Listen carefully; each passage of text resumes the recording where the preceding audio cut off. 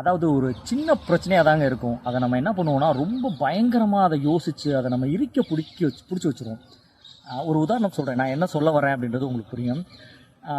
ஒரு பேசஞ்சர் என்ன மாதிரி ஒருத்தர் பஸ்ஸில் ட்ராவல் பண்ணுறாரு. கண்டக்டர்கிட்ட டிக்கெட் வாங்குறாரு, காசு கொடுக்குறாரு.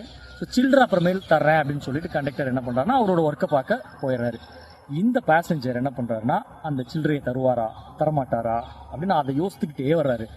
அப்போ பஸ்ஸில் பார்த்தீங்கன்னா பக்கத்தில் ஒரு அழகான குழந்தை உட்காந்து அவரை பார்த்து கையாட்டி சிரிக்குது. பார்க்குறாரு, பட் ஆனால் அதை அவர் ரசிக்கலை. அந்த சில்லறை தான் மைண்டில் இருந்துகிட்டே இருக்குது. கொஞ்சம் தூரம் பஸ் மூவ் ஆகிட்டே இருக்குது. ஜன்னல் வழியாக பார்த்தா பயங்கரம் அழகாக ஒரு பச்சை பசேர்னு ஒரு வயல்வெளி தெரியுது. பார்க்குறாரு, அதையும் ரசிக்கலை.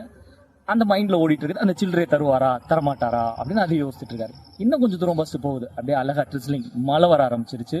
தூரத்தில் பார்த்தா அப்படியே மவுண்டைன் எல்லாமே சூப்பராக இருக்குது. பார்க்குறாரு, ஆனால் அதை ரசிக்கலை. மறுபடியும் அந்த சில்லறை தான் ஒரு மைண்டில் ஓடிக்கிட்டே இருக்குது. கொஞ்சம் தூரம் போய் அவர் இறங்குற இடம் வந்துருச்சு.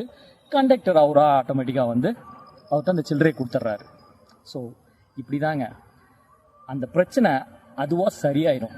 ஆனால் நம்ம என்ன பண்ணுறோம் அப்படின்னா அதை பிடிச்சி வச்சுக்கிறோம். அதை பற்றியே திருப்பி யோசிச்சுட்டு இருக்கோம். அந்த பேசஞ்சர் அங்கே நடந்த அழகான விஷயங்கள்லாம் ரசிக்கலை, மிஸ் பண்ணிட்டார். நம்மளும் அப்படி தாங்க.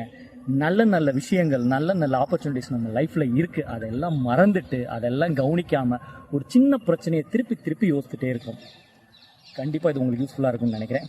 சிந்திங்க, நிறைய பேருக்கு ஷேர் பண்ணுங்கள். இன்னொரு வீடியோவை சந்திக்கிறேன்.